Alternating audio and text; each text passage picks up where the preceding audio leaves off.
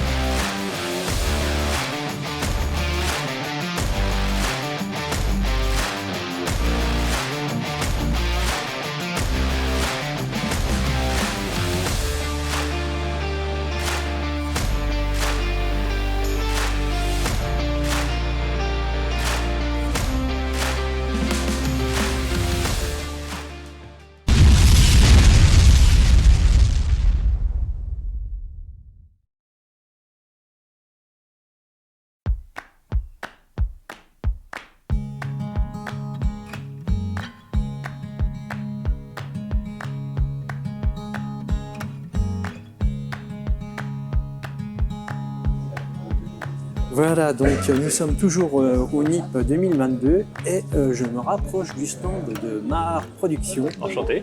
Enchanté.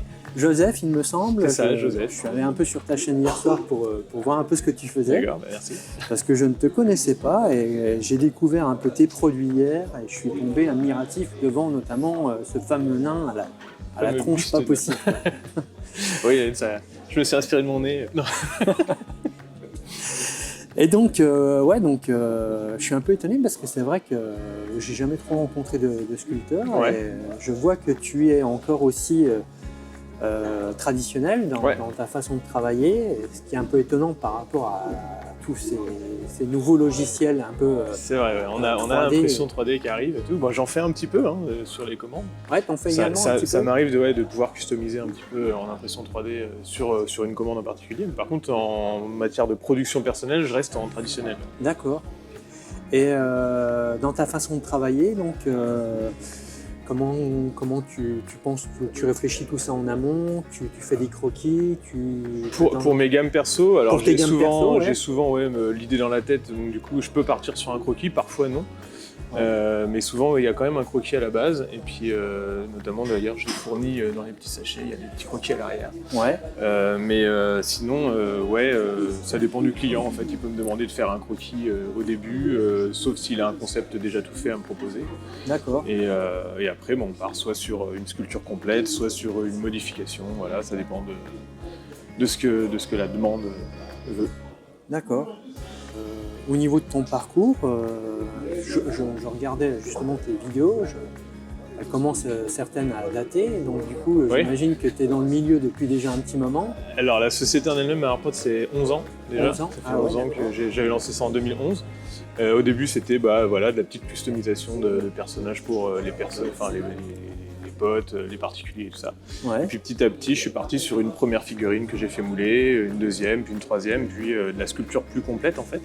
D'accord. Et au niveau de la sculpture, je suis plutôt autodidacte, j'ai pas eu d'apprentissage de la sculpture. J'ai fait un stage avec Hélène Carrasco il y a 1 an maintenant. D'accord. C'est tout. Voilà. Et sinon, toute la base, c'était du bidouillage au début, puis petit à petit, on apprend les techniques, les pattes, et puis on se lance. Et donc, l'ossature reste filaire. En sculpture complète, on va partir sur une ossature en fil de fer. En fil de fer. Plus ou moins grosse en fonction. Et c'est très important l'ossature, parce que du coup, c'est ce qui va donner toute la dynamique et la pose de la figurine. Donc, si on loupe une structure, après, la pose n'est pas elle est pas bonne, quoi. D'accord, ouais. Et après, par-dessus, on va assembler différentes pattes. Alors, chaque sculpteur va avoir sa technique.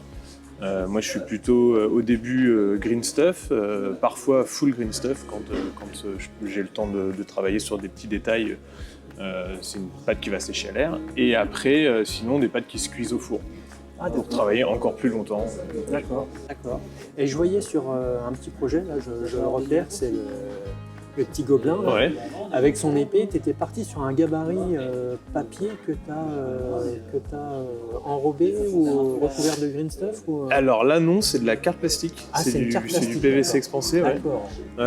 Donc c'est parce que c'est plus rapide à faire, à tailler directement. Donc là, c'est vraiment du scratch build, on va dire. D'accord. De la construction à partir de... Ça peut être une carte de crédit, ça peut être des choses comme ça. Donc là, par exemple, c'est des sculptures complètes en green stuff. Là, il n'y avait pas de concept, c'est moi qui avais ça dans la tête. Et sur ce petit personnage, il y a une petite ossature en fil. Ouais, bien sûr. Ouais, c'est nécessaire parce que sinon, les pattes ne se tiennent pas au début, donc ça va être trop mou en fait pour appliquer l'outil, tout va bouger, alors on est obligé de figer quelque chose. Donc là, tu réalises énormément de figurines, donc j'imagine aussi également que tu es joueur de figurines. Je suis joueur, j'ai moins le temps qu'avant. Et ton jeu de prédilection? Alors à la base c'est Warhammer 40 000, après je suis aussi médiéval fantastique, il n'y a pas de souci là-dedans, j'aime beaucoup Mordheim, et puis dernièrement Warcry, là. Ça c'était un petit peu le renouveau du truc pour l'Heroic Fantasy.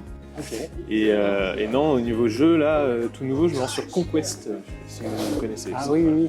Mais sur une échelle un peu plus importante. Voilà, on est sur un bon 50 mm au niveau des personnages, c'est plus gros, mais bon, c'est sympa. Oui, puis le jeu change, c'est du régiment, mais c'est pas aussi précis que ce qu'on aurait pu attendre de Battle ou des choses comme ça. Enfin, c'est plus rapide, c'est plus dans l'air du temps, je dirais. Ok. Bah écoute, je te remercie pour cette petite interview. Je te laisse merci à toi. travailler tranquillement. Salut, à une prochaine. Au revoir.